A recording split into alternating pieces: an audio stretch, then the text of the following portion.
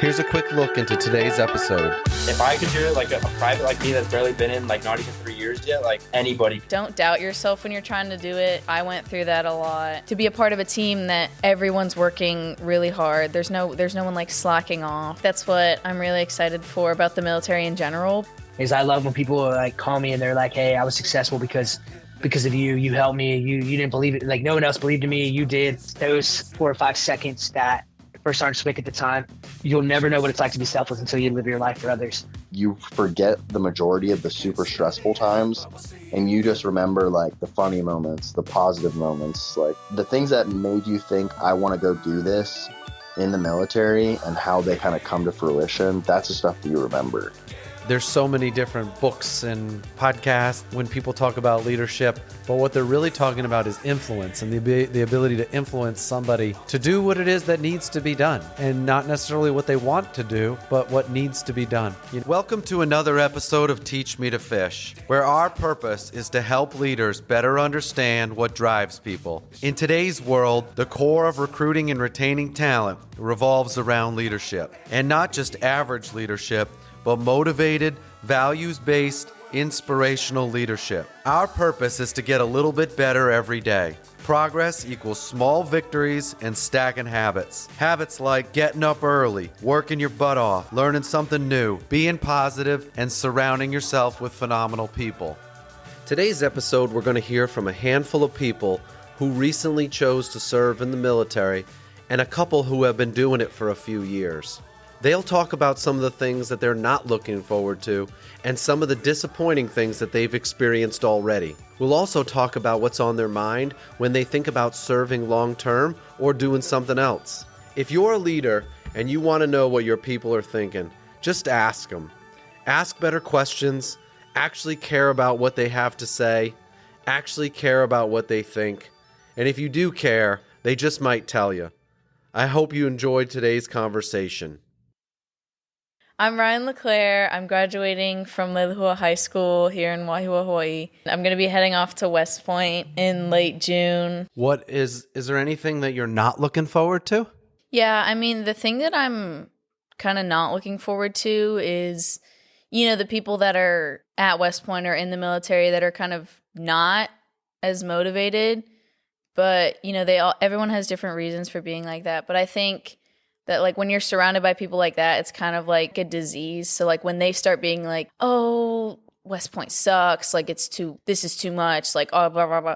It's just, I'm not looking forward to people who are just kind of bad-mouthing West Point or bad-mouthing the military, just because, that is something that I want to do and that I'm going to do. And so I think when you're working so hard to get to a place like that, when you hear things like that, it's like a shock. Especially being at West Point or being in the military, it's definitely going to be weirder because it's like you chose this. So would it be more impactful if you heard that from your teammates and your peers, or if you heard that from somebody in charge?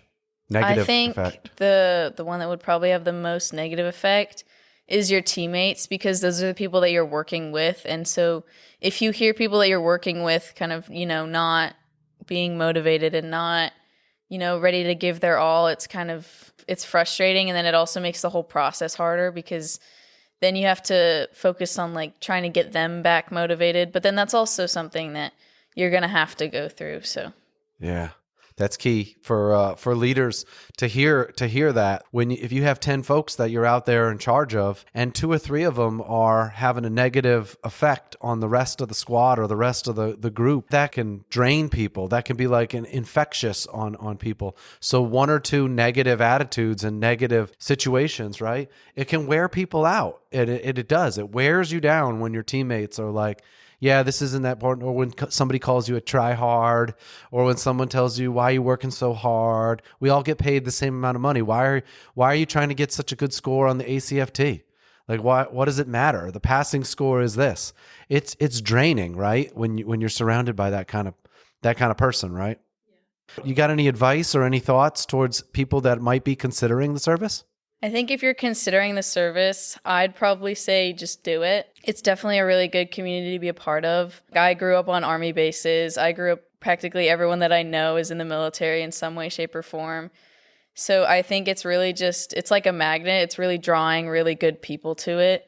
And so you'll meet like amazing people that are just going to be so supportive and so willing to work hard and willing to help you however you need. So I think if you're considering it, I'd just do it. It's an amazing community to be a part of. What about people that are considering one of the service academies?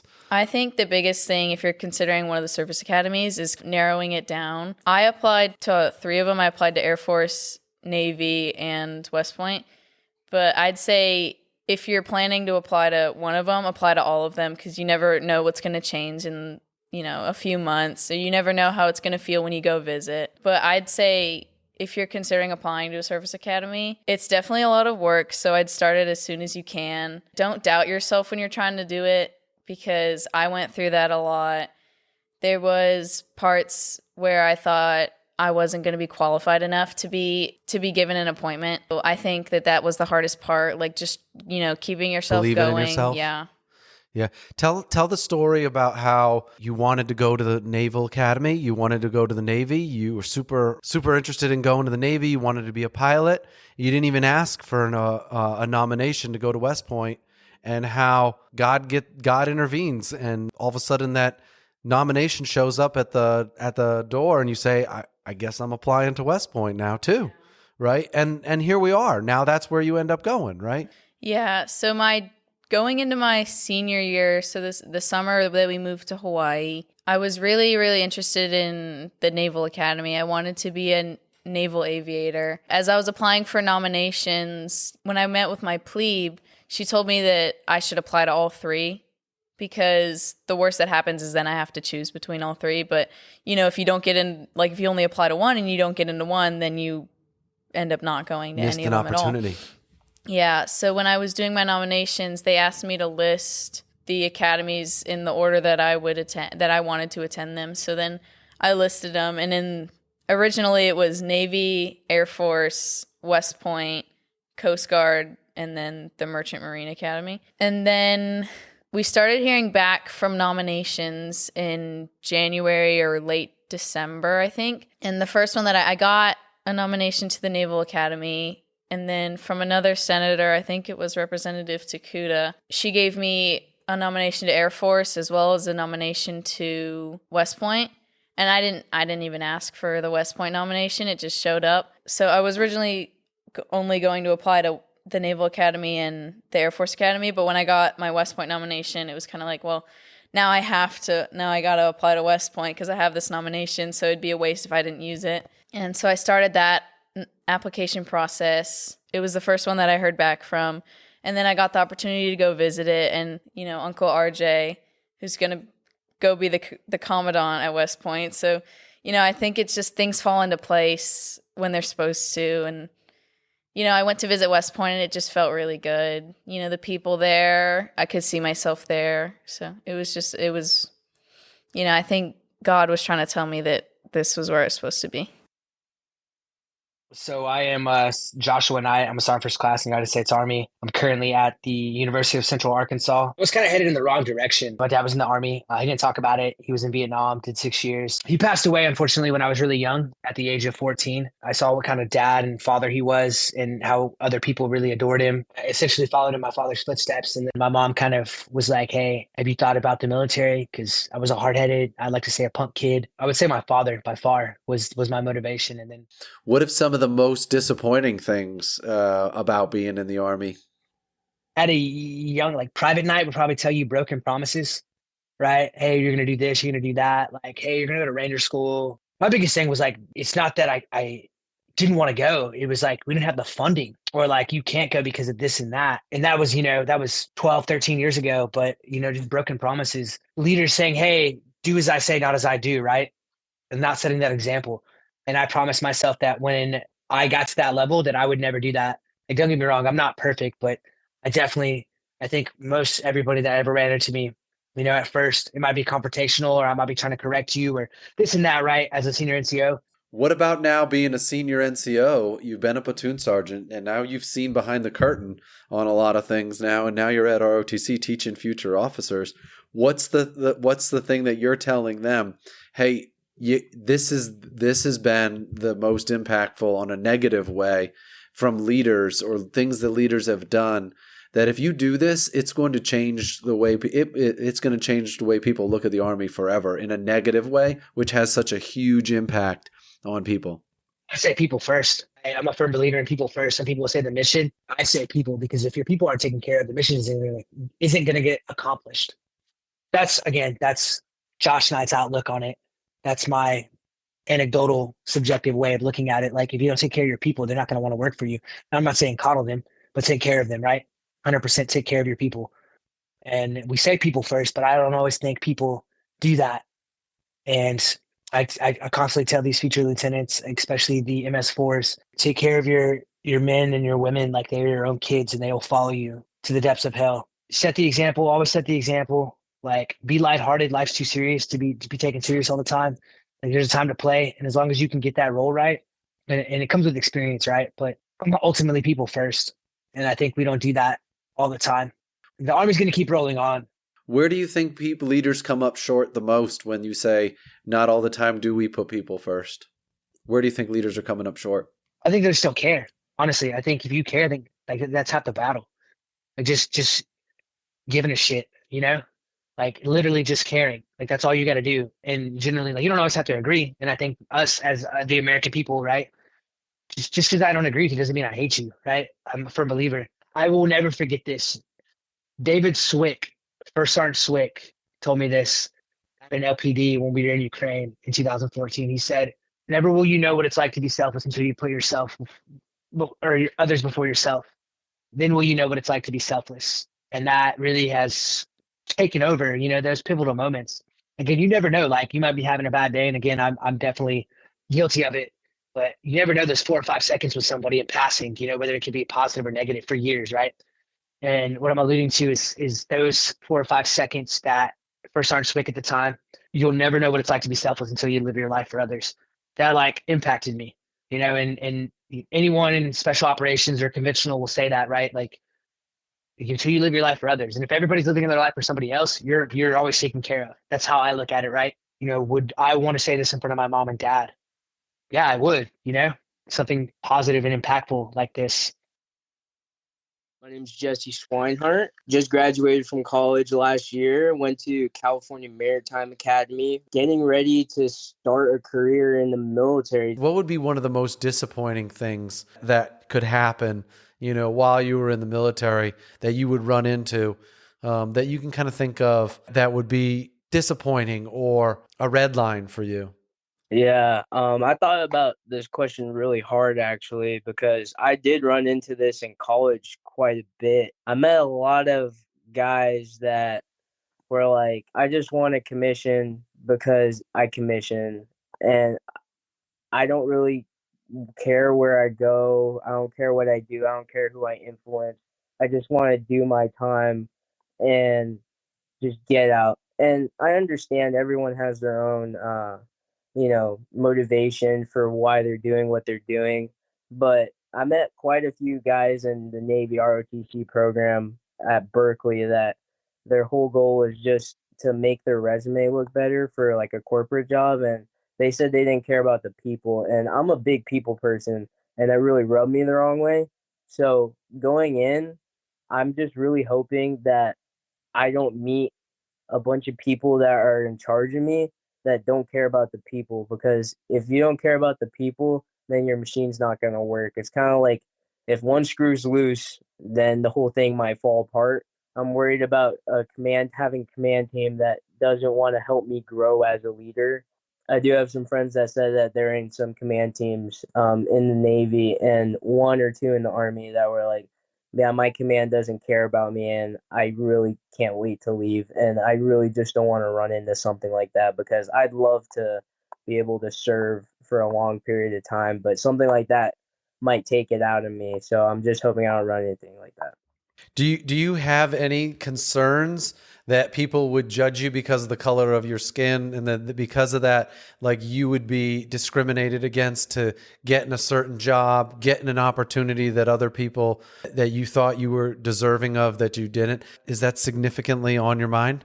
Sometimes I think about it. Sometimes I don't. it really depends on what situation I'm in and what's going on. It's like if I have the same resume as somebody and they pick me over them, it for me sometimes I'm just like, did I only get this because of my skin color, or is it because I was better than the other guy?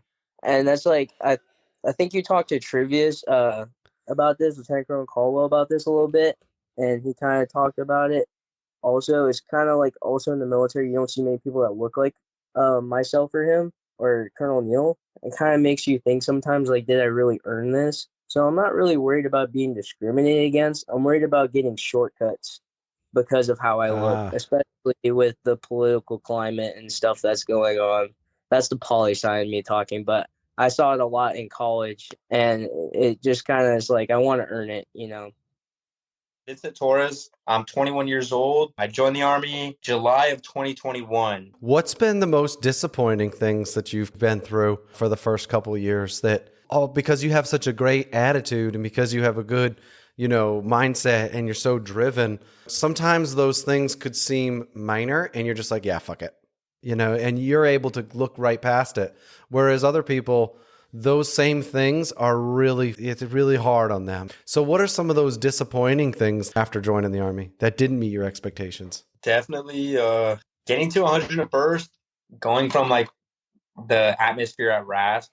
So like RASP and like your drill sergeants were like my very first like, oh, this is the Army. Oh, like right on, like hell yeah, like all these dudes are fit. Like and then like even like showing up to the RASP, like seeing those Ranger NCOs was just like, wow, like dude, these dudes are like, this is where you want to be. Because like as a brand new private, the first thing you look at is their chest and their shoulder. That's all you look at. When I showed up at 101st, like I had a knee injury, so like it was even worse showing up to like my first like new platoon, and like I couldn't like show out.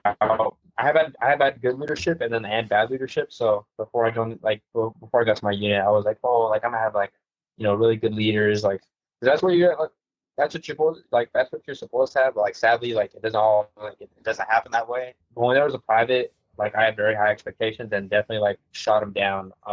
Perfect way to say it, like perfect. The whole unit was not held to like a high standard. Like I said, like going from RAS to 101st is like a really big transition. What I'm looking for is a couple different things to help people better understand this. What can I do? I'm in a big Army unit, and what can I do? Well, first off, don't call your unit a big Army unit anymore. And they're like, okay. And I'm like, second, hold your people to the highest possible standard. And they're like, well, the standard around here is not high. Why can't you raise it a little bit? Like, why can't, okay, I'm only in charge of a team. I'm only in charge of a squad. I'm only in charge of a platoon. I'm only asking you to do what you're responsible for at your level. And then when you move up, like when you get a higher level, I can't expect you to change the division standard, but you can absolutely change your platoon. Yeah. What is going to influence your decision, here in the future the most when it comes to deciding whether or not to stay with the Army or to do something outside the Army? What are some of those things you're already thinking about right now that you're like, if this happens, I'm out. If this happens, I would stay forever. Like, what are some of those kind of factors that are going to drive that decision to stay or go in the future? So right now, I'm definitely leaning towards probably doing 10 right now, or even 20. Just everything that like I'm not saying my whole Army career like will be like as it is right now, but like right now, like I've like learned so much, and I just feel like the Army could give me so much more, especially with what I'm going through right now. Like if I pass RASP, I want to be in Ranger Battalion for at least like 6-7 years. Like I want to do as much time as I can, just because like I want to do some cool stuff. Like I just the bare bone. And then another thing too that would like influence me more is just have like really good credentials for when I get out. I want to go into contracting. I feel like that would like I feel like regiment, just staying in the Army, like just having a load of experience will be really good from when I get out for like those for contracting companies like within the whole Army. So Yeah, so I'm Donald Neal, commissioned in 2022. Fell in love with the culture that my dad was in, where it was just like, it was so people oriented all the time. What has been the more disappointing things that you've been disappointed about since being in the Navy? Honestly, the most disappointing thing is you see a lot of your like young senior officers, basically 04s and 05s, more so than anybody, that are burnt out, and they negatively affect the young junior officers that are showing up and like they're all bright-eyed and bushy-tailed, excited to join the community, and you got an 04 that's kind of just raining on your parade. Those are things that kind of disappoint me because like sure, like maybe he had a bad experience, maybe he had a bad 12 years in his contract, his aviation contract.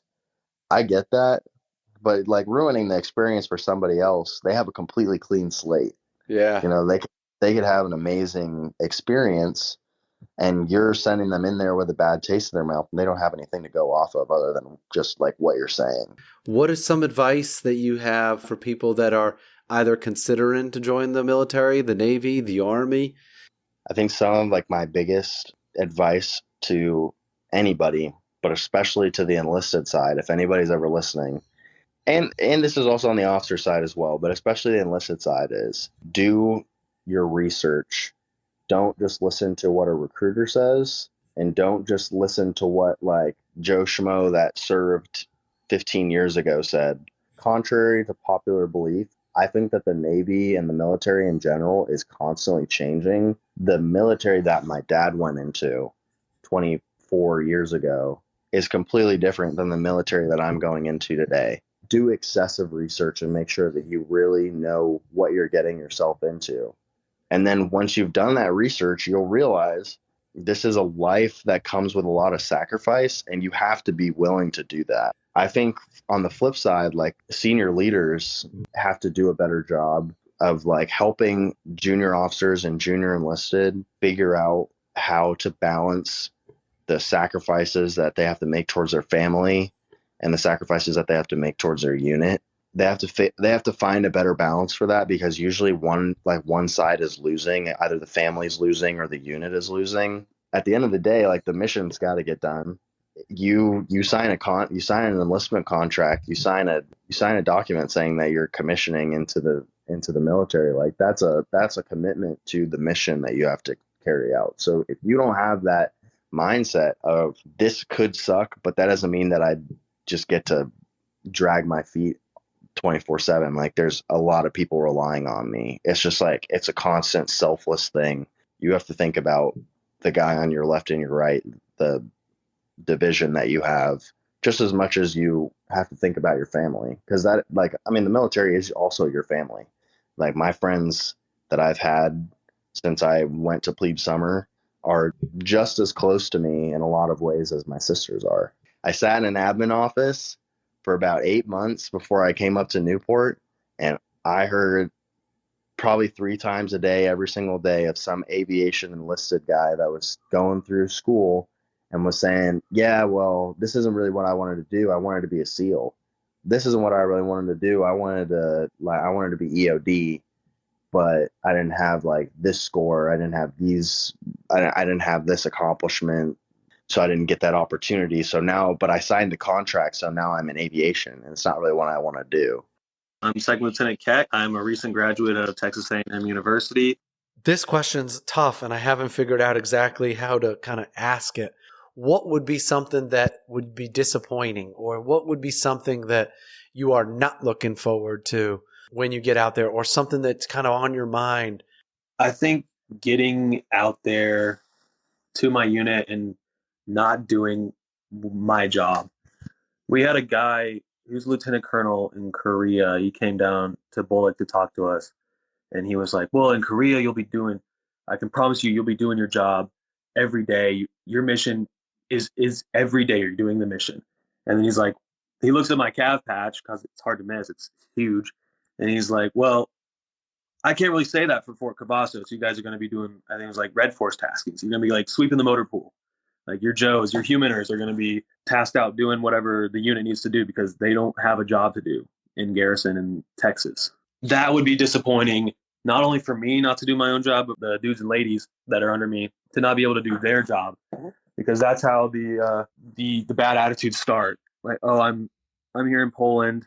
I'm trained. I just went through, because our Bullock is 4 months. These AIT cats are here for 9 months. Like, this is college for us. This is just, it seems like basic training for them again, which is unfortunate. Yeah, for them to go through 9 months of human training or 35 tango training, and then now they're sweeping a motor pool. that would be disappointing for me and obviously for them as well. That's huge. I love the way you just said that. It's so clear and it so matches up with things that I've heard from other people, but said maybe not as clearly. Some people call it like polishing a turd, or some people call it like, you're just over there trying to come up with you're always trying to be positive all the fucking time. Mm-hmm. I do believe that is a skill that people develop over time. Like having this mission to go to Poland. There's so much positive that comes out of that. But there's also negatives. The guarding a container. Mm-hmm. I guarded a container. Did all these things in Iraq. Not every day in Iraq we were chasing terrorists. Not every day were we beating down the Republican Guard and catching people from the bath party. There was a lot of days where we were sweating and miserable. And we were like, oh my God, I don't know if I'm never going to do this again. Then you get back from the parade and from the deployment and you're like, when are we going back? That was the best. It's like the Tale of Two Cities. Those were the best of times and they were the worst of times, at the same time. And so have that mindset as you go out there, because you've got, man, again, I see this such an opportunity to go to Fort Cavazos and be like, I'm listening, but I'm not letting it soak in to become me, which is, this is the worst place to be stationed. This is the worst post. They don't suck. They want to go do their job. They want to do the things that you just said. And you can be different when you go out there and say, we've got a mission. This is what we're going. And figure out. And if you've got training exercises, if you've got training on the calendar and it's been approved by your commander, those are the things that your soldiers are going to get to do. And they can't go sweep the motor pool because they're in a class. They can't go sweep the motor pool because they're going to air assault school. They can't go sweep the motor pool because they're just coming off a night-long training that you got approved to do flying drones tethered to Apaches to see what was on the ground, and they were doing it at night, so now they can't do the motor pool during the day. And you're like, hey, that's how my lieutenant figured out a way to get us out of ever doing the motor pool, because we work at night, or something like that. And just having a creative kind of approach. What would be some of those things? I know I'm asking you to kind of imagine, but like, what are those things in the back of your head that you're like, that would influence you saying, I'm going to look for something different to do? I guess just going home at the end of every day and just not feeling fulfilled, or just feeling beat down, and not even in a good way beat down, because you can feel beat down and be like, wow, that was great. Like you come off of a great training exercise and obviously you're beat down because you just worked hard and you just gave it your all, and that's a good feeling. But if I'm coming home and I'm like, that day sucked and I'm not looking forward to the next day, and then the next day sucks and I'm not looking forward to the next day, and you're living for the weekends, and even then the weekends aren't great because you're dreading going back to work on Monday, I think that could influence me. On a more positive note, maybe having like a family, or finding a wife that has something that she's really passionate about and I wouldn't mind getting out, or like wanting a little bit more stability for. That could influence me as well to get out. But I know it's hard to think of like how long you're going to serve for, but what would influence your decision to stay longer, to stay a second term, to go to the captain's career course, to stay for a third, stay longer in the Army? I think these first few years are critical.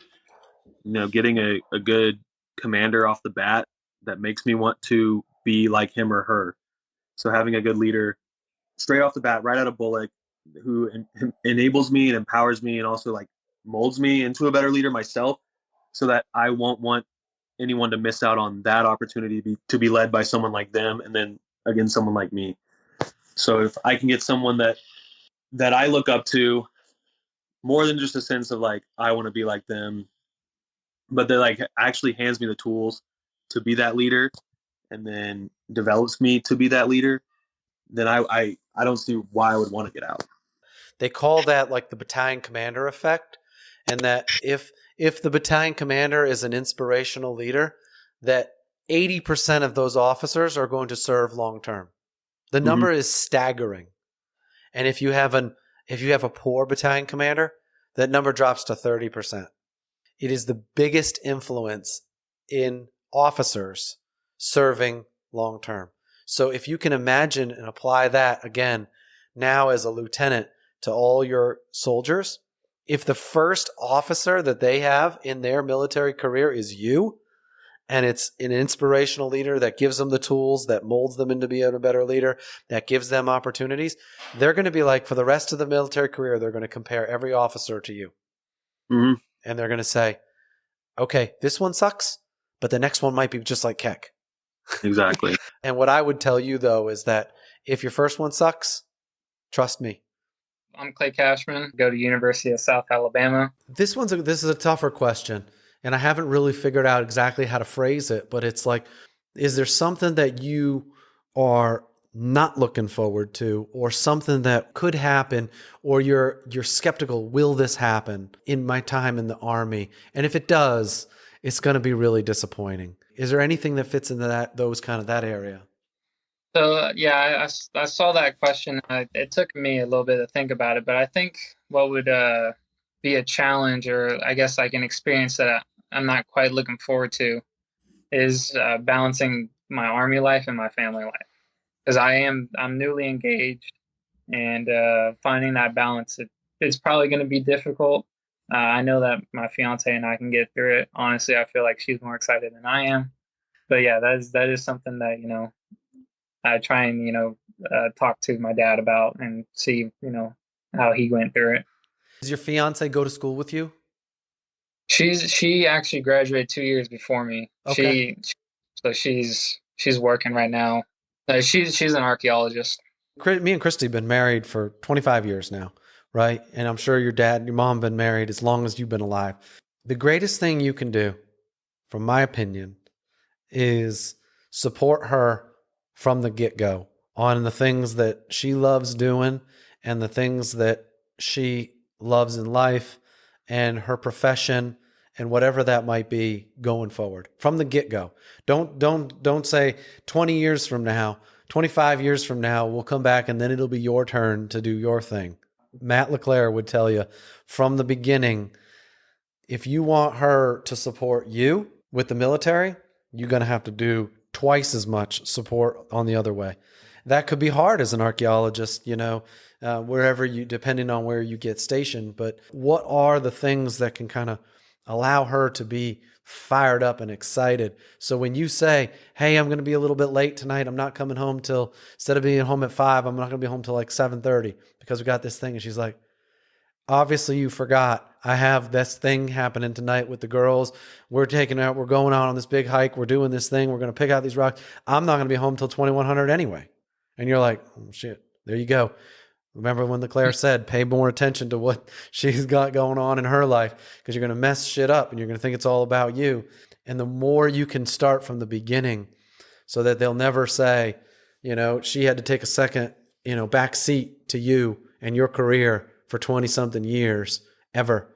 That will never be the case, because you will have always put what's important to her. And then when kids get into play, then it'll be them. And I promise you can do both. I promise you can do both. I have 4. They haven't kicked me out of the Army yet. I'd like to think I'm not that bad at it. And I have always put them first on where they want to go, where they want to be stationed, what do they want to do. I mean, that's why I moved from Italy back to Fort Bragg, because if Hunter's going to be a professional golfer, you can't do that in Italy. It won't work. It doesn't work. And I was like, they wanted me to stay. I was like, I have to get my son back to the East Coast to where he can be in a much more competitive environment if he's going to play in college. And now he's fucking golf pro. Don't wait 20 years to try to start figuring that shit out. You figure it out from the beginning. Thanks for listening today. I hope we sparked some thoughts about the people that have inspired you to be who you are today. I hope you share some of your thoughts, and better yet, demonstrate them for the people in your life. Our pursuit is to get a little bit better every day.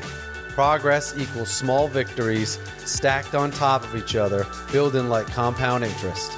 Keep stacking these positive habits. Habits like getting up early, working your butt off, learning something new, being positive, and surrounding yourself with phenomenal people. Please share your comments at the links in the show notes and DM us at Teach Me to Fish podcast on Instagram or Facebook. Looking forward to our next conversation.